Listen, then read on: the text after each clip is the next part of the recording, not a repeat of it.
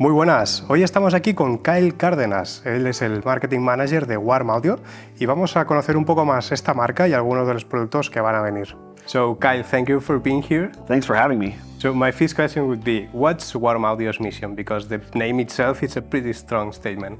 Well, I think in short, our main goal is world domination. We would love to own the recording market entirely. But if I'm being serious, our main mission is to make faithful recreations of legendary gear that any musician can get their hands on. Okay, so you are already on your way to world domination because Warm Audio is pretty new in the industry. I think that's 2011 that it was founded. Correct. But it already feels like it's been here forever and it has a pretty solid fan base. Why do you think that is? I think it's really the proof is in our products. I think that Bryce Young, our founder who founded the company in 2011, had a mission in mind to really nail the sound of this vintage gear that is cost prohibitive to most people. Yeah. And he spent a lot of time sourcing the right components to get the right sound. And I think over time, a lot of it was word of mouth at first. People who would try our gear and go, this sounds really good. And it just kind of snowballed from there. And now I think people know when we release a new product to expect it to sound really close to the original and at a great price. We know how good your products are and we are constantly looking for what's next. So what's next? We have seen mics, preamps, EQs, guitar pedals. What will we see in the future? Maybe a Warm Audio analog mixer? We've definitely been asked about that. Yeah. You know, really, it's continuing the same mission. It's really we're looking at products that are difficult to find or are just cost prohibitive for musicians to own, and looking to expand in that. So you'll probably see in the next couple of months some more stuff in the guitar category. We're looking in that direction as well, and then obviously just more outboard gear and maybe a couple more mics. You have really a ton of outboard gear. Do you think that it still has a place on a home studio environment? Oh, absolutely. We think that plugins are great. You know, they're very affordable for musicians to get started. And if anything, that's a great training tool for your first piece of outboard gear. And that's our goal, is to make outboard gear and that analog sound and warmth, bringing it to the home studio and making it so that people who record from home can get professional sounding quality out of their recordings. Yeah, and even though that plugins doesn't get close to actual gear, will we ever see plugins from Warm Audio, knowing that you have a ton of expertise on the... I would say anything's possible. I wouldn't rule out anything for Warm Audio. I can tell you in the very near future, we don't have any immediate plans, but I think that so the reality is that digital is how people are recording now, and it's something we're paying close attention to. So you've talked about microphones that are reproductions from things that are really crazy and not many people see. I've been lucky enough to record with some microphones, but I've never been even close to a C800 or something like that. So what do we have here? Because there are some pretty interesting microphones that you brought today. Yeah, we brought three of our newest microphones. Yeah. We have our WA8000, which is based on the C800. It's a very classic microphone from the 90s. It was used on a lot of rap and hip hop albums. It's great for spoken word. It almost sounds like it has a natural compression to it. Yeah. So anytime you want vocals that really sit well in the mix and cut through, this is a great option for that. Then we also have our C12, which is a more vintage style microphone. It's a tube microphone used by artists like Frank Sinatra, Elvis Presley, Michael Jackson. You may be familiar with the We Are the World video. It was actually a whole bunch of these in a room. Yeah. We have our 47F microphone based on the very famous 47 FET microphone.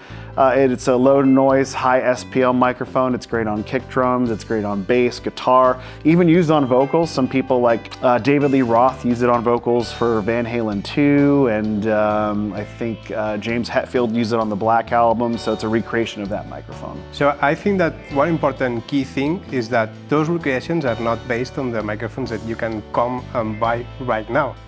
Those are based on rare vintage microphones that doesn't have the same qualities. Yeah, absolutely. That's one of the things that we really try to do is to find, we'll actually go and source vintage microphones that we can test ourselves and look at the components and see what was used and try and get the sound as close as possible, either by using the same components or finding components that are as close as we can possibly get them.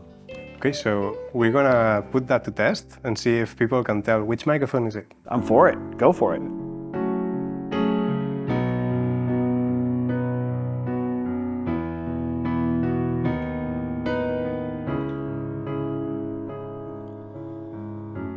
si la vida no ens portés per aquest camí, si tornés a començar de nou amb mi. I si la vida no ens portés a decidir, qui sap el que seria. Tu i jo, fins les tantes, tu i jo, per molta distància que ens guardem els dos, vull que siguem tu i jo.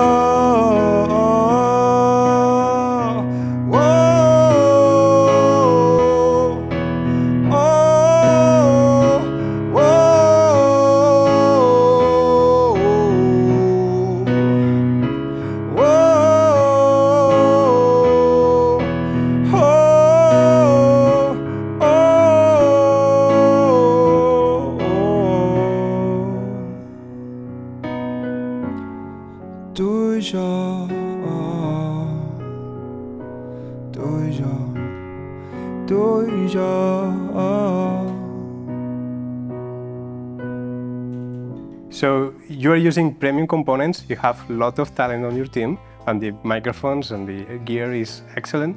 How is it possible to make it that affordable? It's not total magic.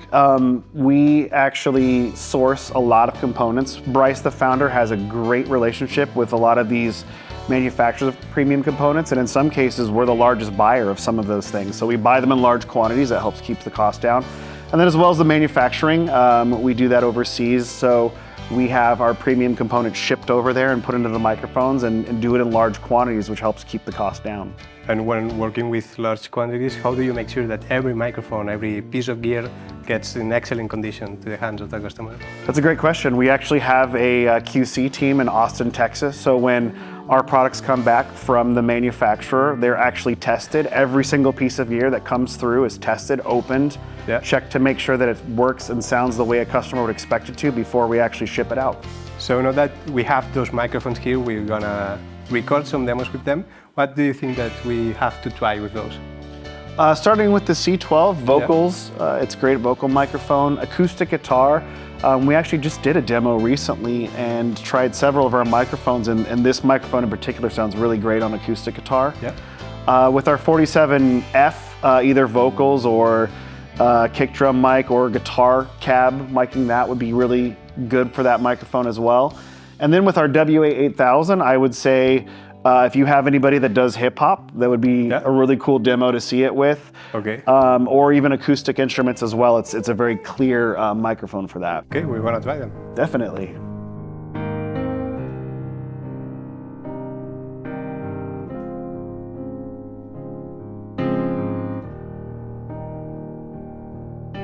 Soc la primera resposta d'avui, el demà que podem evitar.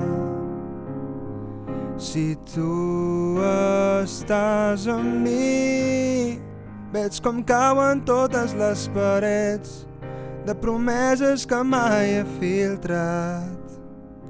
Un dia jo, un dia tu. Pensa que ve de lluny el camí que farem sols de matinada. Sé que no vindràs quan el foc s'hagi apagat. Mirarem enrere i ens veurem de lluny i tornarem. I quan tot s'hagi aturat i tornarem.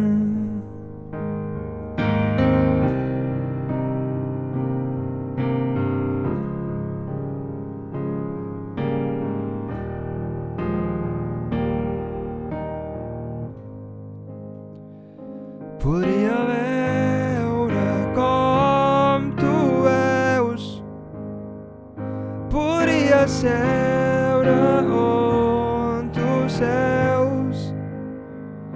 Si m'ensenyessis a volar, per tu aprendria a navegar. I encara que costi saber el que penso, amago somriures rere el meu cor.